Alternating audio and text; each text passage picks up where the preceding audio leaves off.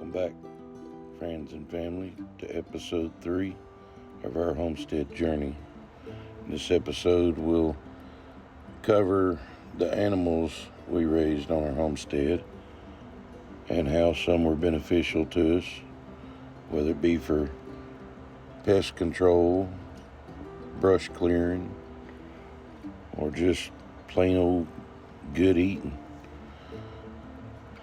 We started out with chickens. We've got some meat chickens. We raised them right alongside of our Rhode Island Reds, Red Stars, Wyandottes, Americanas. We had several different breed chickens we was trying out for our area. We pretty much built them a Taj Mahal of a chicken coop there. As used one wing of our 36 by 25 barn and walled it in, put windows in. Notice the tin on the bottom we put up the cyclone fence wire in place of the windows. It's all to do with critter control. You got to keep the raccoons from crawling up and climbing in. Try to keep the neighbors' dogs and the stray dogs and coyotes off of them. And guys like that one right there, the chicken hawk. You might want to put some netting on your roof. Keep them at bay. It don't take long before you know it. Them chickens are grown. If you take good care of them and raise them all up from little chicken nuggets, they'll sure take to you.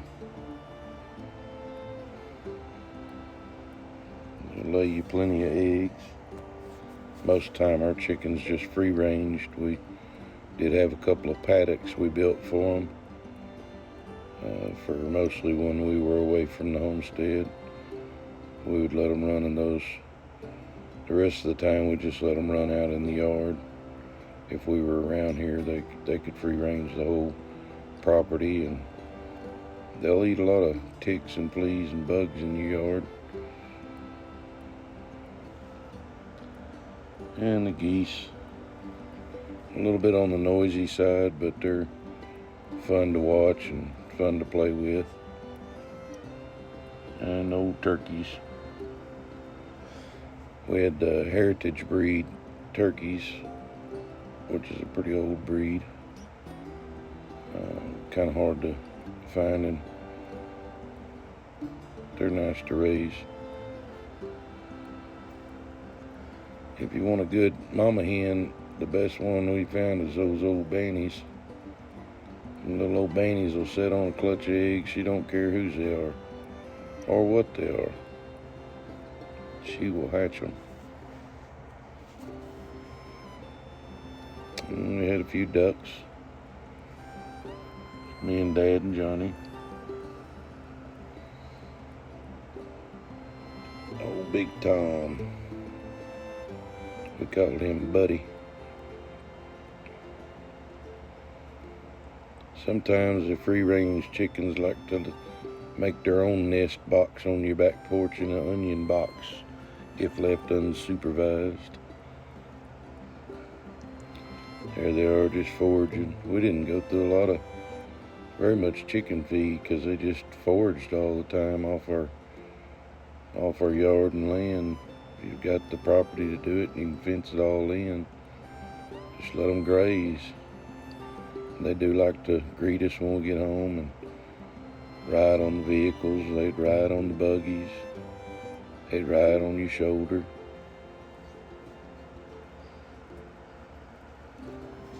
It's definitely good to get your kids involved with all your animals. Let them grow up together. Those are some of our meat birds we were processing we raised. They would just about fill up a 5-gallon bucket. We had some get up to around 13 pounds and laid eggs. They say the meat birds aren't supposed to lay eggs, but nobody told us that. We invited the whole family to get involved with this chicken plucking. Show us some good eating. It's good to get the kids involved, like I said earlier, when they're young.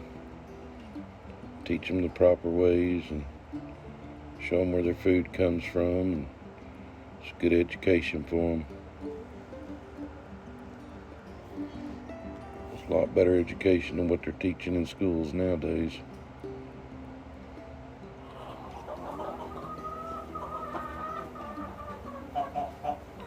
That's a meat bird. Careful! Laying an egg. Bet you've never seen that.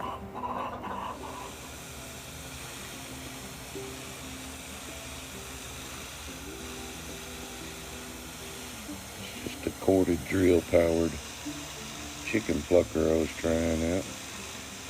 Worked really good.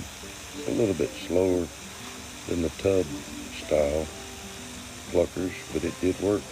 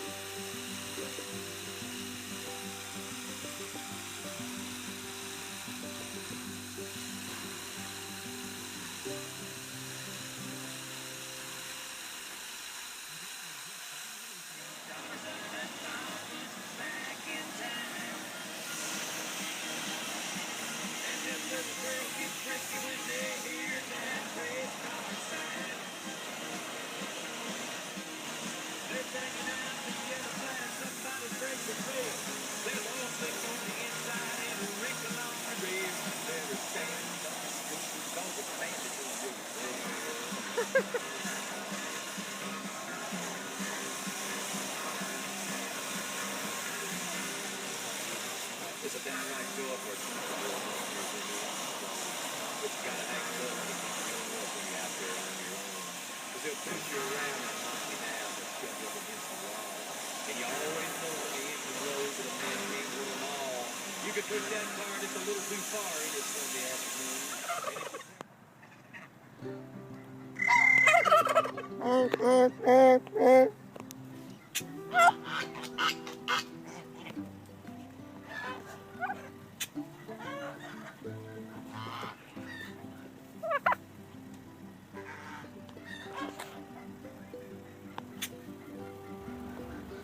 Anybody know why those old turkeys like to peck on the shiny stuff? They like to peck the camera? Leave me a comment down there.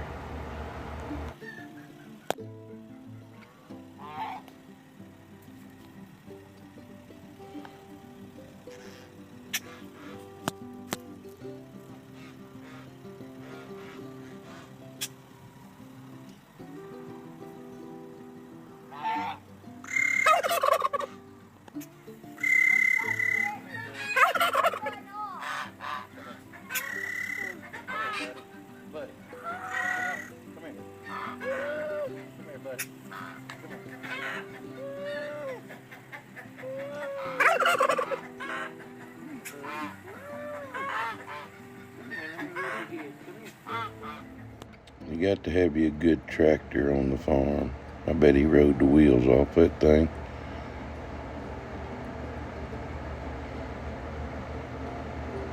He loved them chickens. He loved all them animals, matter of fact. And they all loved us too.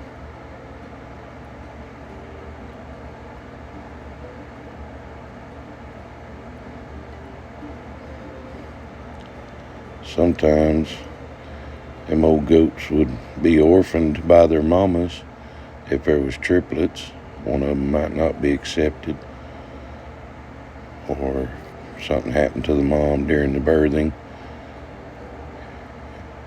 Well, Grandma would take them inside the house, and she would bottle feed them and pretty much raise them in the house. She would take them outside of course. They did like to ride on our buggies too, just like the chickens. But she would take them in and she would put them in a pet carrier for the nighttime. And she would put a diaper on them, let them run around the house sometimes. Old Johnny, he's the Pied Piper of the goat kingdom out there. There's one of them orphans. Teaching Johnny how to bottle feed him.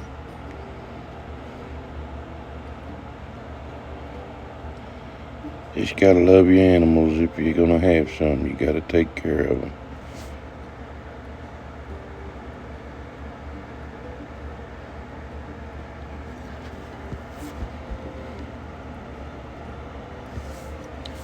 There's old JJ the shop goat.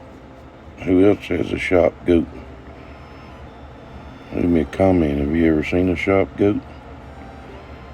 Have you ever tried to catch any wild hogs? We did. Caught a whole mess of them. And even had to put a "here's your sign" up there. Some of the neighbors thought they'd jump in there with them. You don't do that, especially when they have babies. But I will say, after about the third generation of those babies, we domesticated those wild hogs. We did wind up with some American landrace domestic pigs. That's a very hard breed to find around this area. They're a very old breed. We tried to stick with a lot of the old-time breeds when we had our farm animals. They loved that fire hose. And they loved a good belly rub, too. They're fun to play with. Gentle around the kids because they were raised with them. And there's old Max D. He was our 1,000-pound American landrace boar. I wanted to call him Jimmy Dean. That way, when he had some little sausage patty babies, we could say we're selling Jimmy Dean sausage. But Johnny chose Max D. You got to take care of your wild animals as well on the homestead.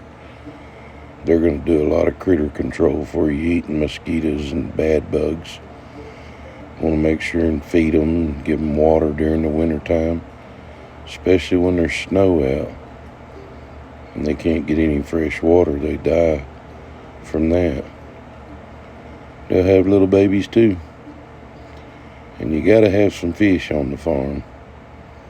We just happen to have the most gentle catfish you could imagine. They'd even let you pet them. Now, that one didn't come from the pond. That one come from the lake. But there we are at the pond enjoying some of our catch. And every now and then, if we could beat the turtles and the whooping cranes to them, we'd catch ourselves a mess of them and have a good old cleaning at the house. Then we'd fry them up for supper, or we'd pack them in the freezer with the rest. It's good times.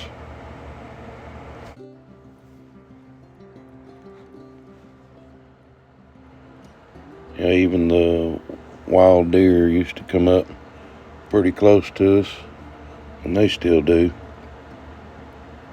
They don't mind a free bite of corn every now and then.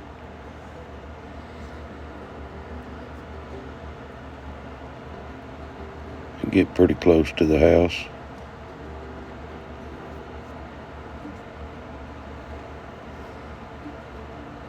That's the Snowmageddon of Texas right there. There's quite a few of them out in the yard. It's about 50 foot off the porch. And there's old Boudreaux and Freckle. Boudreaux was a good dog. He passed on now. We had him for many years. He was good for hunting badgers and being alert at 2 o'clock in the morning to let you know if a tick was farting in the neighbor's yard. Good to have some inside house dogs that keep alert. If you're going to have animals outside, you kind of need some outside dogs to help keep an eye on the herds, keep an eye on your flocks. It's really good to raise them from puppies, so they're raised around your family to protect you and trust you, and they'll protect your flock. They're raised up with them at the same time. There's a couple of Great Pyrenees that Mom had. Always on guard, but always ready to play at the same time. We definitely miss all of our old animals. With Dad battling his cancer and me falling and breaking my back and Mom breaking her leg in the same year, it pretty well shut down our homestead and had to clear out all of our animals to good homes. None of us take care of ourselves or the animals at the time. There's a few bad ones. You can catch a copperhead in a live animal trap. We've done it. Check out our next episode on our homemade track and trail rides that we used to enjoy with friends and family. Thanks for watching. Hit the thumbs up if you like this.